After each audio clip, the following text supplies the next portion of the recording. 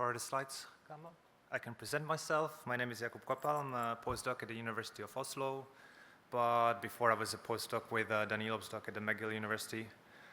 I'll try to be truthful to the Symposium program and show some model failures and talk why they fail, and maybe also showcase some tools that might help us to alleviate this problem and make our conclusions more generalizable.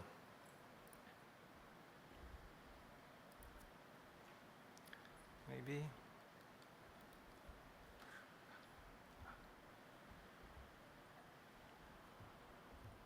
Got it. Got it.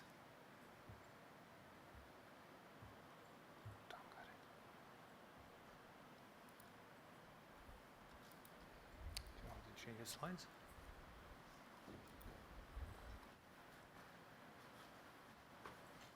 To move your mouse to this button.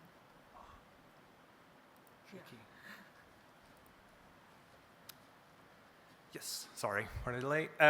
So I think if you go this afternoon to the poster session, you will see maybe most of the projects will be based on some large-scale data set, whether it's UK Biobank, whether it's ABCD, whether it's Enigma Consortium, and this really nicely illustrates the shift that neuroscience witnessed in the last few years, that we went from small, strictly selected, and homogenized cohorts of local school or university or hospital towards larger, more representative, and more diverse cohorts.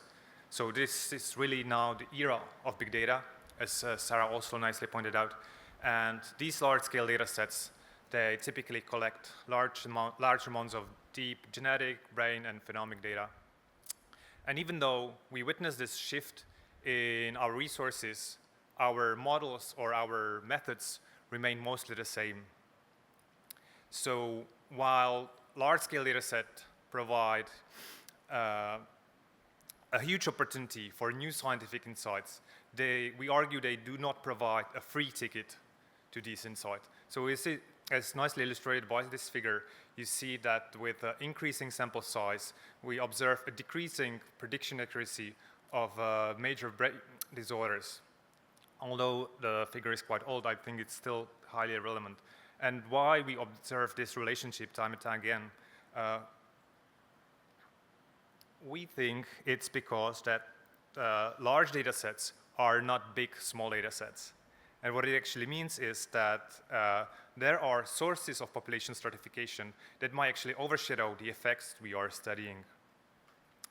And to stress this message even more, that if we just acquire more and more participants, we will not get better clinical translation of our models.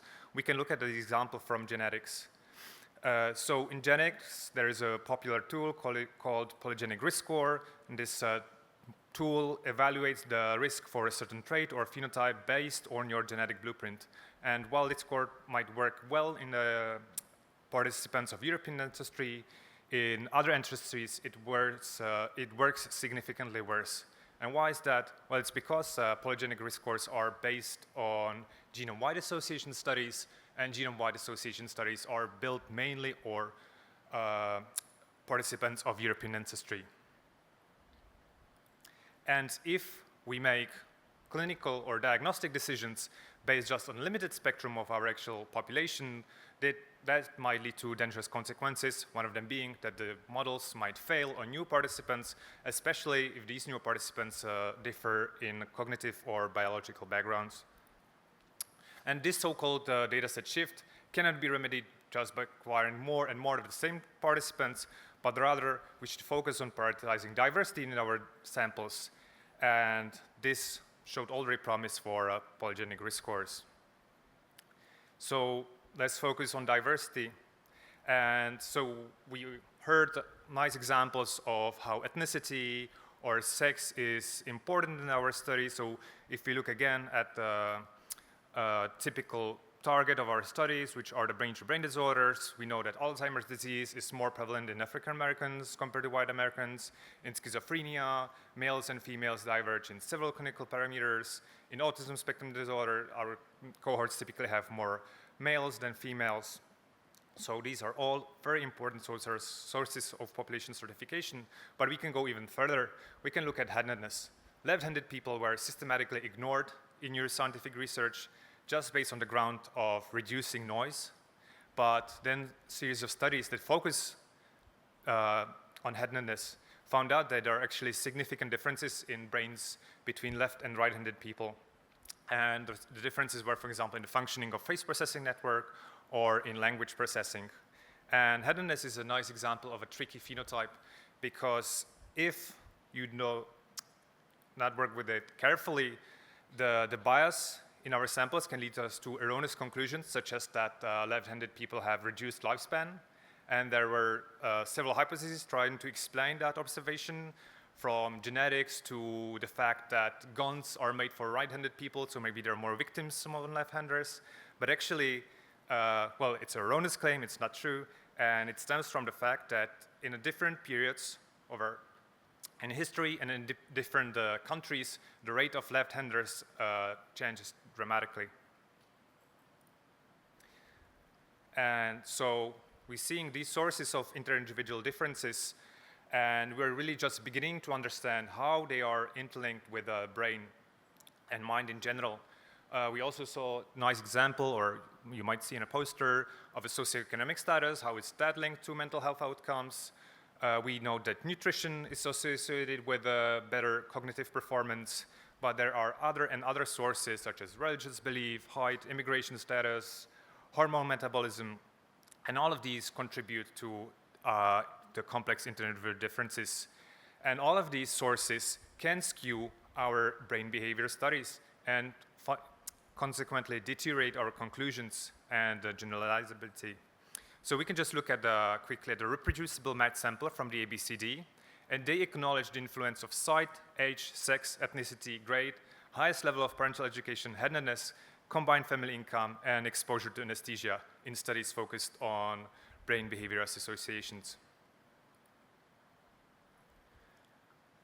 So if we don't want to end up like this example, where again, we observe, if unattended, there is a negative relationship. So with increasing diversity in our sample, there is a decrease in predictive performance. We should incorporate diversity into our prediction models.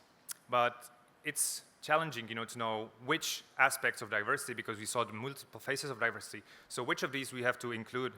Well, operationally, you can always include what you actually measured, and that is why population datasets are such a great tool, because they offer so many that we can actually study.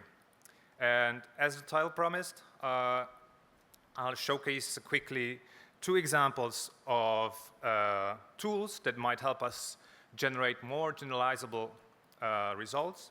So first tool is a propensity score modeling. So propensity score modeling is a framework that acts on data before the actual modeling adventures. So we know from our case control studies that we typically align our participants based on sex and age, but this becomes trickier and trickier as the number of covariates grow larger and larger.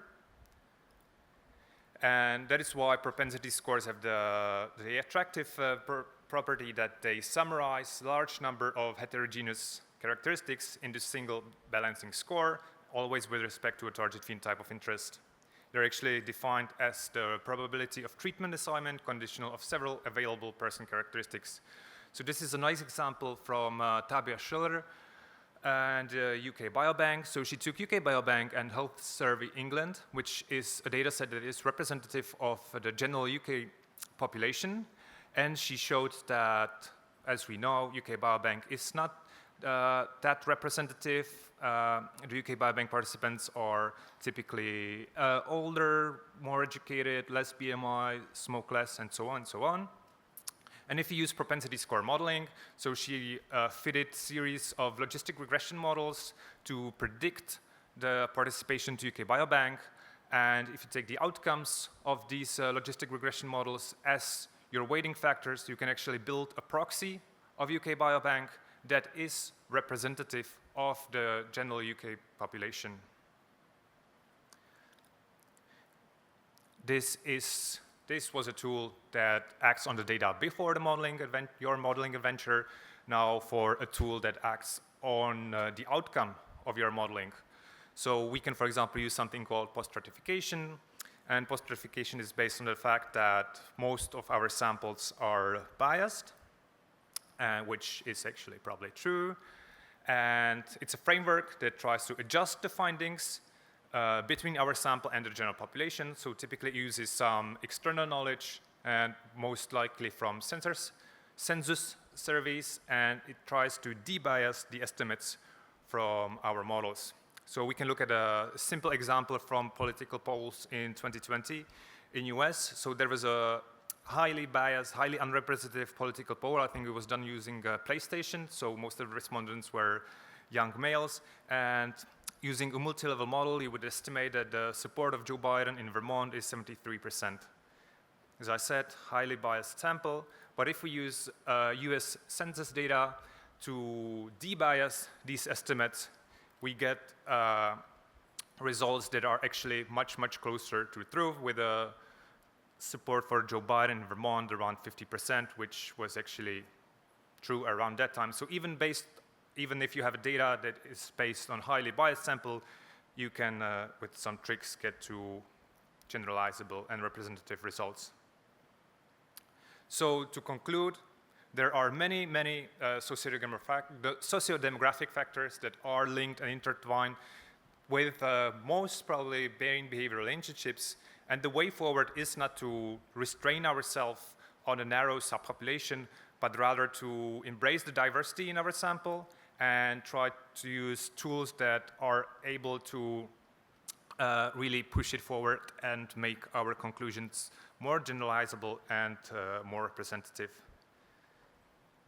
So with that, yeah, I would like to invite you to read our paper about this topic, and also there are more papers coming up that introduce these tools, the two that I show, but also more machine learning tools and other that can be used in the diversity of our modeling. And we also have a series of papers that actually use these tools in concrete neuroscientific topics. So I would like to thank you for your attention, and my colleagues and for the support. Thank you.